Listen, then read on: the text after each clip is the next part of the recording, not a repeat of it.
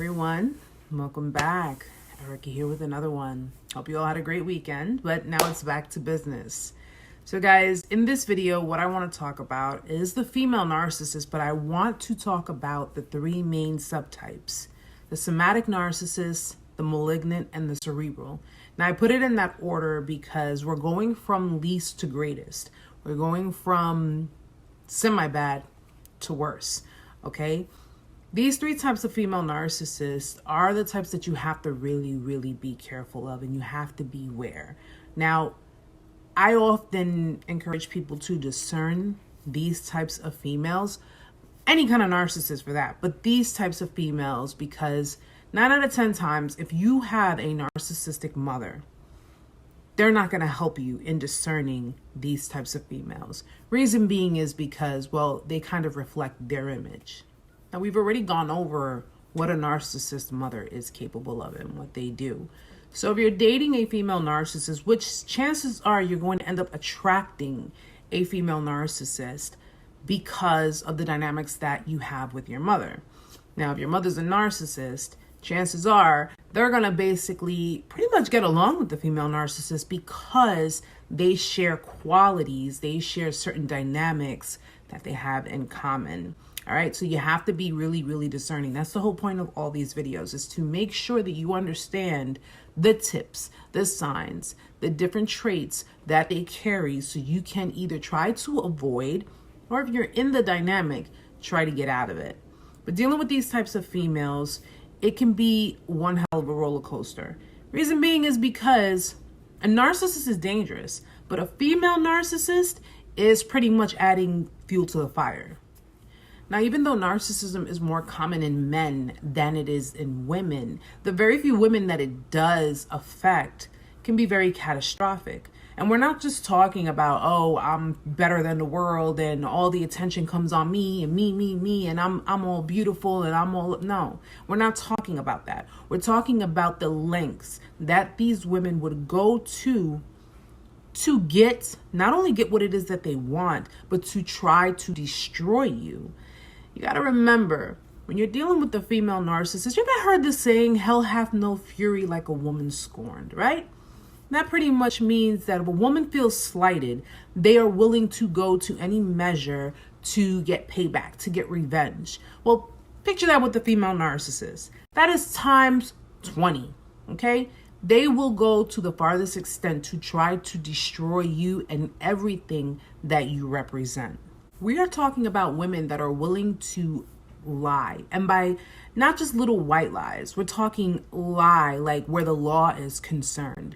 You know, you ever heard stories about these females that cry rape and it never happened, all because they want to destroy someone's character, or who have inflicted self-harm on themselves to gain sympathy and empathy and emotional responses from different people, even though the person they're accusing never even laid a finger on them. We're talking about some serious issues here, all right? And the reason I do this is because I'm a woman, okay? In case you haven't noticed, I am a woman. And as a non-narcissistic woman, if I feel slighted, if I feel wronged, if I feel that someone has done something to seriously hurt me, I do not waste my time. I just completely detach. The first person that comes to mind with me is my son. My son is my life. He's my world. And I have to take into account that my actions will affect him. Will affect him now, will affect his future. I can't go around doing stupid things at the risk of either losing my son or damaging my son's future. So there's no point in going through any of that. It may take me some time to get over situations, but at the end of the day, complete detachment is what's more feasible for me. Now, with a female narcissist, that's not possible because they are willing to hurt their own children. You have female narcissists who don't care about their kids emotionally and psychologically. They don't care. They don't mind manipulating their kids. They don't mind using their kids as pawns. They don't mind doing anything to hurt anyone as long as the end result is getting what it is that they want. Now, these three subtypes, the key things that you got to keep in mind, these types of female narcissists, that they all have in common. selfish, self-absorbed. Everything has to go their way. Extremely manipulative by any means necessary. No matter what it is they do, they have no problem lying, cheating, stealing, doing whatever. Okay? They're all about themselves. Keep that in mind as we go over the three categories. But the first one we're going to talk about is the somatic female narcissist. Now, the somatic female narcissist is, out of the three, the most vain. Okay? Their thing is image. Their thing is their appearance. They're constantly on their appearance. They have to constantly look good. Okay, these are the females that you will see at the gym, constantly working out, staying fit. They're about image. They are about high-end products. Their thing is, I have expensive taste. So they go for the name brand clothes. They go for the luxurious lifestyles. But bear this in mind, this is an image that they're giving to other people.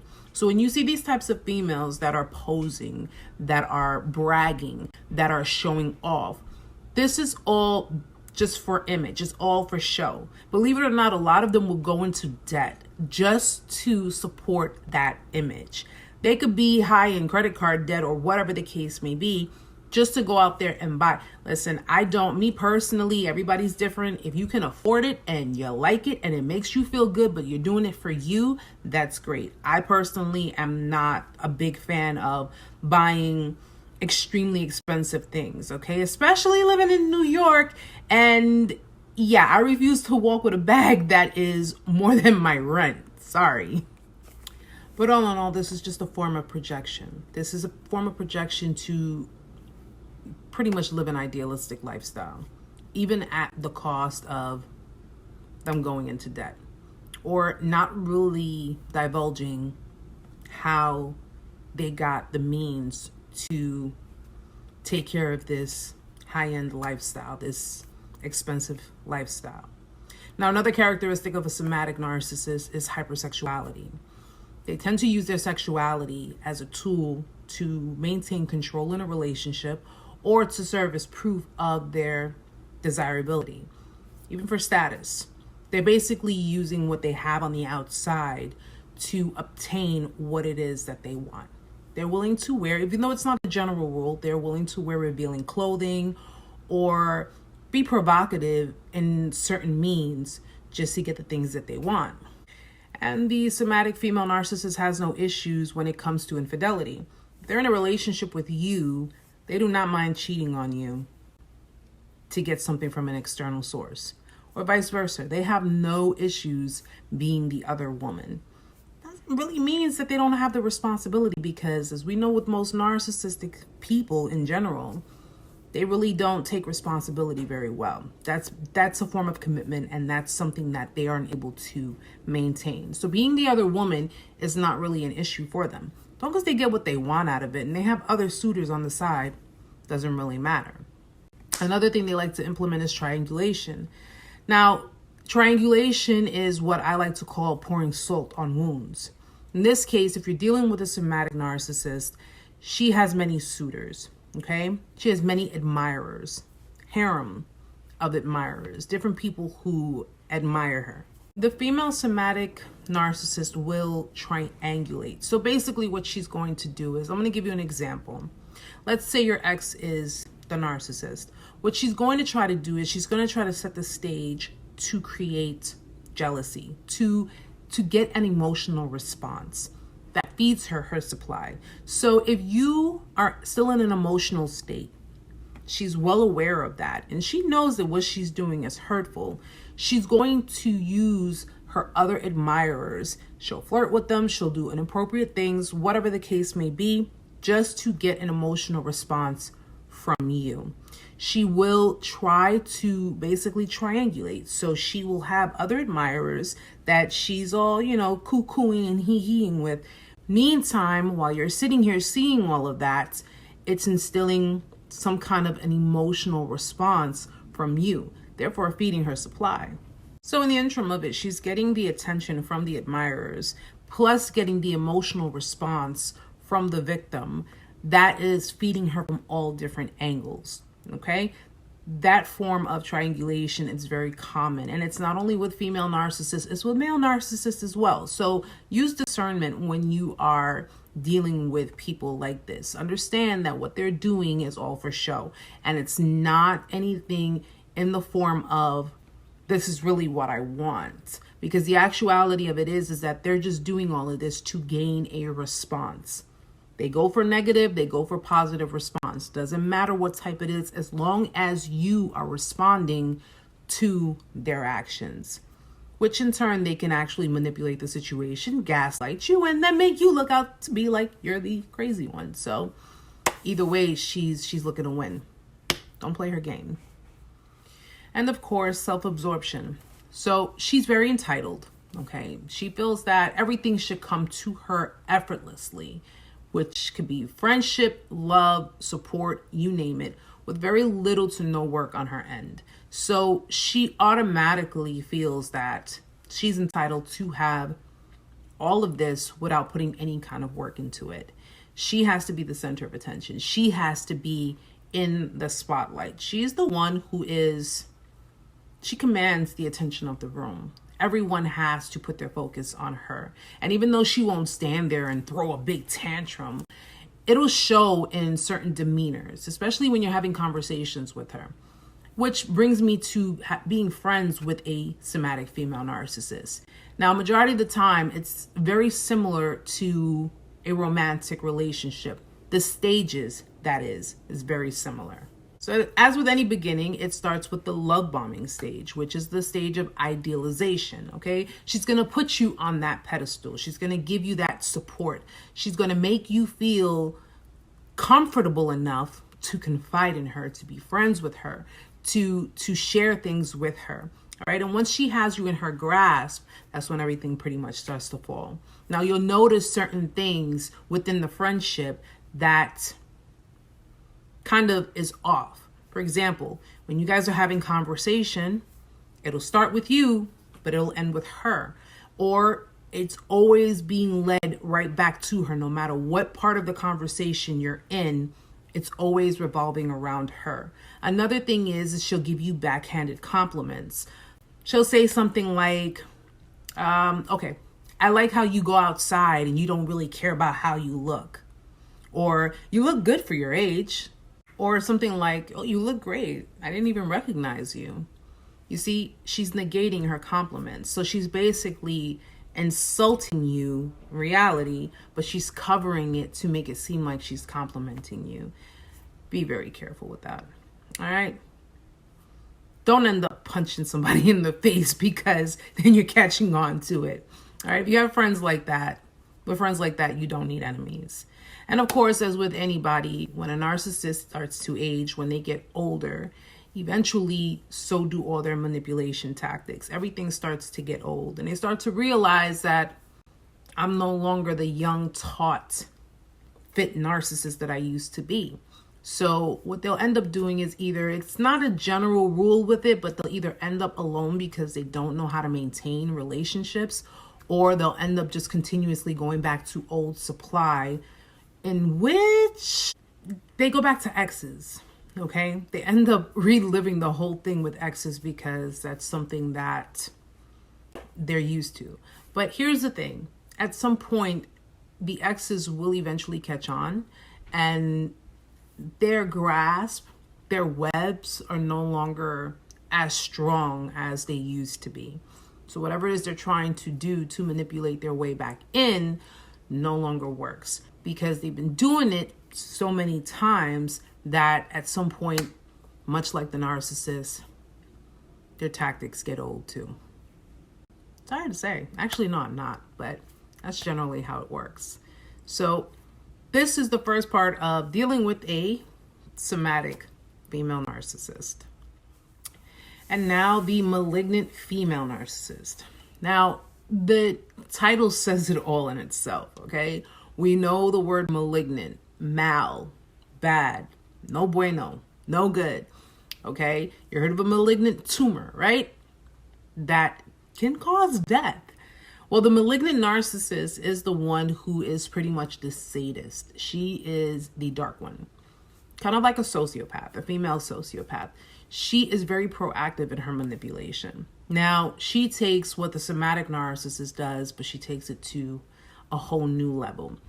She's willing to do things in effort to destroy you or whoever it is that comes across her path that she feels is a threat.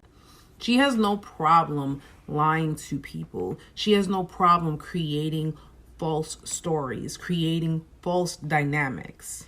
Now, the malignant female narcissist is the boundary twister. Okay, I've gone over this in my other video, the female narcissist. She's the one who does not care about boundaries. No matter how high you set them, she doesn't care. She will do every and anything to get over it, under it, or around it. The sneaky ones, they're very sneaky in their tactics. Okay, they will use manipulation to its very, very extent to get what it is they want. They can't stand not being the center of attention. They can't stand not being able to feed off of the narcissistic supply. Okay, they are true energy vampires, and they're willing to make your life extremely miserable if they don't get what they want. The key thing is fulfilling their own selfish needs. The malignant female narcissist is actually more dangerous than the male. Now, though she won't admit it, she'll never admit if she's jealous of anyone or envious of anyone. She won't admit any of that. But she will work hard to try to destroy people that internally she feels she is jealous of. She has no problem crossing boundaries when it comes to friends, family, or lovers. Meaning that if she has female friends, she has no problem flirting with their boyfriends or flirting with their husbands. She has no problems sleeping with them. She has no problems cheating on you. She has no problems going out of the confines of your relationship to get what it is that she wants, even if it means destroying friendships, even if it means destroying relationships. She could always get new friends. She could always get a new boyfriend. She could always get a new girlfriend. Whatever the preference is, she can get anything that she wants because she is entitled. Now, being a boundary twister to a malignant female narcissist is no new feat. I mean, they have no problems creating love triangles. They'll jeopardize your relationship just because they're getting supply from external sources. Or they will flirt with their best friend's husband in front of their face, knowing that they're having an affair with them.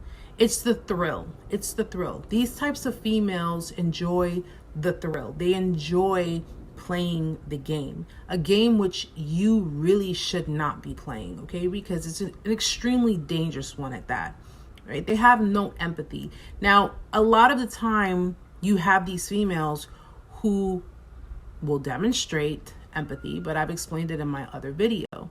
You know, cognitive empathy is the type of empathy that is done up here. She will adapt to you. Being the chameleon that she is, she's going to adapt to what it is that she can process, the components that she can gather up. So she's going to study you. She's going to study your moves. She's going to study everything about you. So that way she can configure you and she knows how to manipulate you. All right. Female malignant narcissists have no issues in utilizing sex, utilizing their bodies. They have no issues in manipulating situations by using their sexuality. They can do any and all sorts of things to try to get you to succumb to what it is that they want you to do. All right. They're very callous because much like any other narcissist, they will put you on the pedestal. They'll do every and anything possible to get you to trust them. And then, of course, as with any other narcissist, what happens? Once they're done, devalue and discard.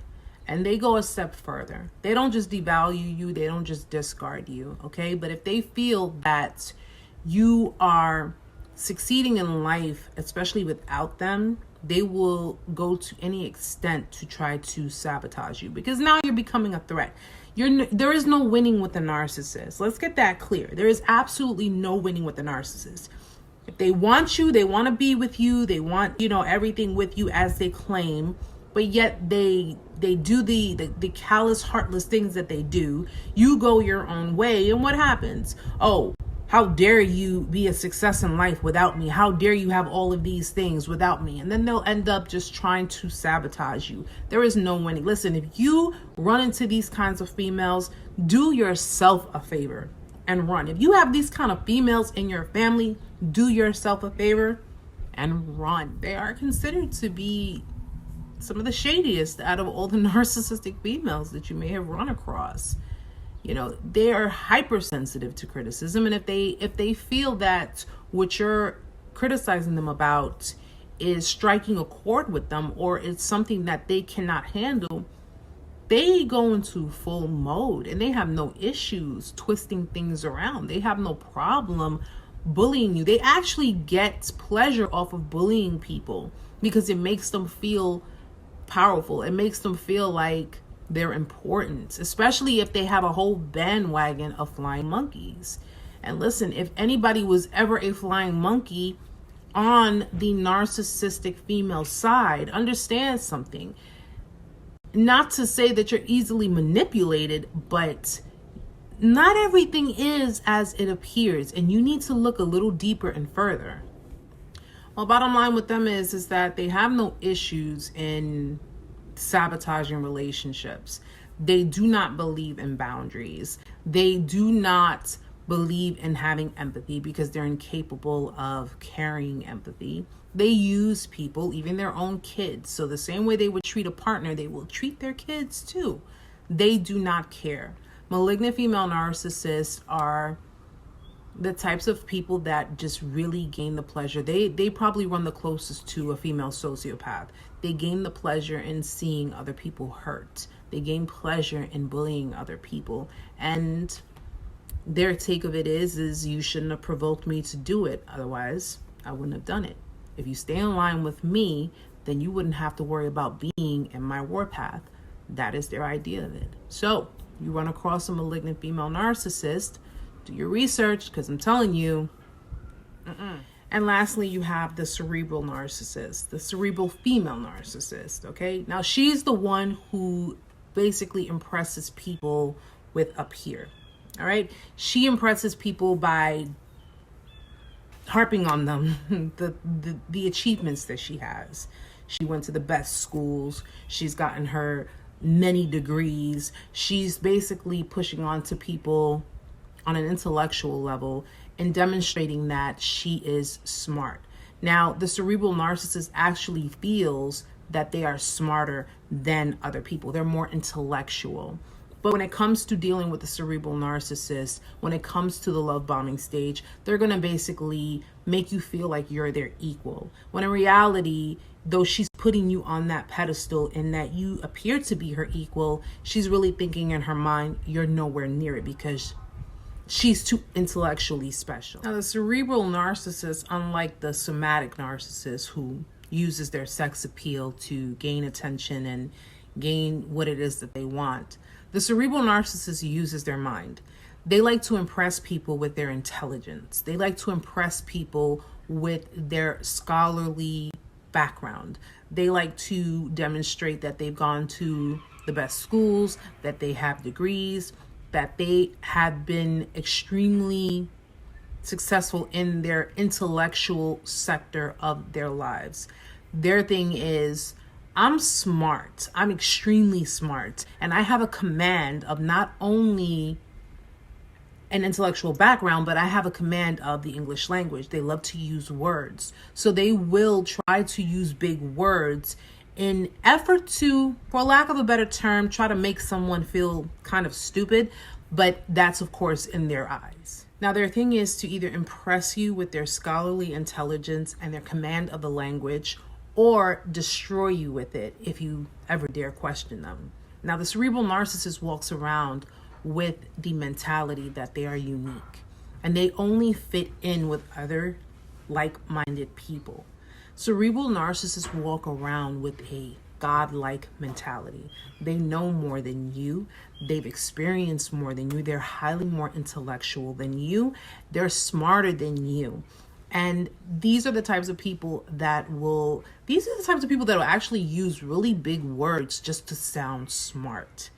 They will try to make other people feel, for lack of a better word, dumb because of their use of the English language, the command of the English language. And keep in mind, they have no problem being callous, especially if you confront them and contradict their godlike status.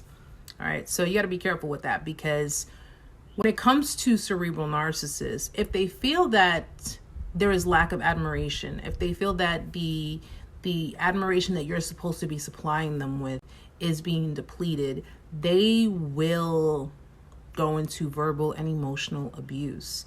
And everything that you ever thought about them, the intelligence, the charm, the intellect, everything turns completely dark. It's staggering, actually. You're seeing someone completely different from the person that you had initially been involved with. They can be very callous with their words. They can be very brutal with their words as well. As with any other narcissist, that's if they feel that you are not giving them what they want, yeah. Now, as with any other narcissist, the idealization stage, the love bombing stage, is pretty much similar in that they are putting you on a pedestal. They're showing you, the high praise, the attention. They're giving you all of that, but they do things a little bit differently. They go a step ahead. They actually exclaim you as being their intellectual equal, when in reality, in their mind, you're really not. But they need you to believe that you are just as intellectually in tuned as they are. This is all an attempt to suck you in. This is all an attempt to kind of get you addicted to them. All right. During the mid stages of the relationship, it's all pretty much similar as with any other relationship with a narcissist. But when a cerebral narcissist is going into from idealization, when you're going through the whole midst of it, into discard and devaluation, well, the devaluation stage is pretty much similar as with any other narcissist. But with a cerebral narcissist, what they'll do is they'll blow hot and cold. So what they'll pretty much do is they'll withdraw attention, affection, and in the midst of, as they're doing that, with any other narcissist, they do that because they're locking in other supply. With a cerebral narcissist, it's all about the mind. So what they're doing is they're giving you breadcrumbs. They're stonewalling you, but they're giving you breadcrumbs.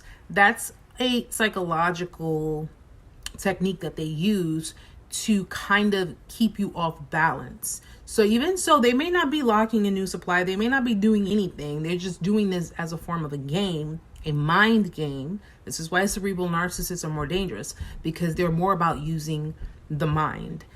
Anybody can be brutal with their words. Anyone can be physically abusive, which is just as bad. But when you're dealing with someone who knows how to screw with your head, this is all a game for them. Because as much as you may sit there and think that they're giving me breadcrumbs, so they're still attached to me, don't be fooled by that. Because in reality, what they're thinking is you're a fool. You're ignorant, and it's fun for them. Okay. Now, in the midst of all of this, you're feeling like, okay, I'm needy, I'm being clingy, maybe I should give them space. A lot of people do this in attempts to maybe try to redraw them back in. No. It is a game, okay? When you start seeing these types of stages and you start seeing these types of things happening, I'm telling you right now, discern it. When you start seeing this, you need to run. Seriously.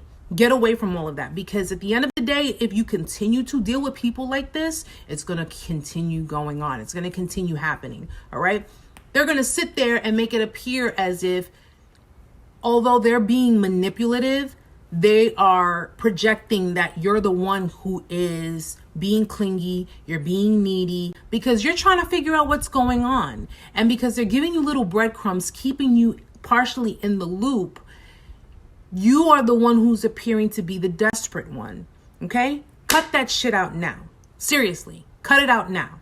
All right? Because again, it is a game. It's a game that is not worth playing. You're going to sit there and say, okay, maybe I should just give them some space and maybe they will come back to me. Okay? Most people do that. No. Why would you want them to come back to you? After demonstrating all of that, why? I'm sorry, I'm getting emotional right now because it pisses me off when I learn about this. Because you know what? Yes, I've been through it myself. And let me tell you something. It puts you in such an unbalanced and psychologically demolished phase. When you're going through devaluation, the word in itself, devaluation, means devaluing. You are being devalued. You are being perceived in someone else's eyes that you have no value, and they are willing to do and say whatever it takes to make you perceive that as well, when it's not true. The discard phase. The discard phase is swift when it comes to a cerebral narcissist. They will do it effortlessly. They will do it remorselessly because, as we know, narcissists have the inability to feel remorse. They are very callous. They are very hurtful, much like any other narcissist. The devaluation and the discard are all very similar. Only with the cerebral narcissist, it's more mental. But much like any other narcissist, you get to see who they truly are during the devalue and discard. But the devaluation stage, you see it more towards the end, because when it gets to the discard stage and you wake up to reality, you see people for who they truly are. You see the person for who they truly are, who they always have been. You see the illusion. The illusion has finally been revealed to you, because when you finally decided to say, I'm out, you want to leave all of that behind, you'll see everything for what it truly is. You can't see anything when you are in a situation and you have the veil over your eyes. But once you have detached yourself from the situation itself, you begin to see, holy shit, this was all an illusion. This was not real. None of it was real. And as painful as it may have felt, because it felt real to you, for someone who's a narcissist, it's a game. It's a game of conquer. It's a game of control. It's a game of power. It's a game of how far can I push the envelope with you? And if you continuously allow that game to play on, whether it's in one cycle or a number of repetitive cycles, that game gets worse and worse and worse over time, because they know that they can get to you. They know that they can say and do whatever it takes to get you back in. And if they want to discard you, they can toss you like a piece of trash. It only takes one time with me. Only takes one time with me. I am all for forgiveness. Let it be. It is what it is. But once you've shown me one time who you truly are, that'll be the first and the last. Well, guys, I started to get really emotional there, because I really am for people being happy, you know, and I don't like to see good, kind-hearted, genuine people, hardworking people, people who just want to have happiness. I don't like seeing people go through that. It actually, being an empath, you pick up on those emotions, you pick up on those feelings, and it's very overwhelming, but it hits home. It hits my heart, because you know, I've always been the type of person that I want to help people. I want to, you know, make people happy and make sure that they understand that they are valuable, because we are, in God's eyes, we are valuable. And, you know, you don't ever let anyone ever make you feel like you're not, that you're beneath them, that you are not worthy. Don't ever allow people to do that. You know, what one person could never appreciate, there's always someone else who will. Well, everyone, I hope the video was helpful. I mean, it does give partial details on somatic, malignant, and cerebral narcissists. And of course, my opinions in the midst of it, because at the end of the day, I'm going to keep it 100 with you guys. I'm going to keep it 100 with everybody, because that's just the way it should be. All right. I do hope it was informative. If you are a new visitor and you have yet to subscribe, but you like the content, please be sure to subscribe. To all of my existing visitors, my existing subscribers, thank you so much for the support. Thank you so much for really just encouraging me to really push forward with it. And if you have any suggestions, any feedback, please leave a comment in the comments section. But again, I hope it's helpful for you all. We'll be working on my next video, and until next time, guys. Hopefully next time I won't be as emotional as I was in this one. So I will be speaking to you guys soon. Namaste.